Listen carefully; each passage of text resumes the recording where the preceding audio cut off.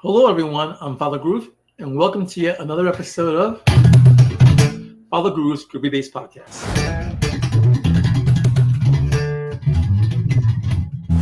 Discover the story behind an 1840 Abraham Prescott acoustic bass and its unique heritage. Your particular instrument, why you chose that bass, and obviously how long did you have it for? So the bass I have now, my only acoustic bass, and I've had many over the years, but the one that I eventually found and was fortunate enough to get back in the 90s is it was made by somebody named Abraham Prescott somewhere around 1840. Whoa.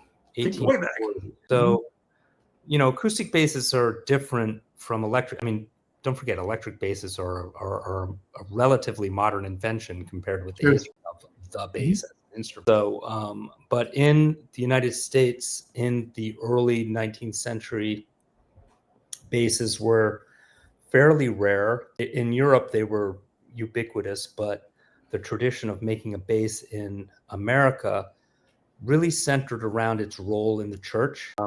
Church basses, you will hear that term sometimes. The idea there was, as church traditions changed to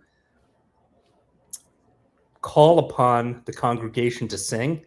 Yes. They call it that, like singing in the congregation was like a thing, and now, but these are just people who are not professional musicians or practice musicians. They're the congregation.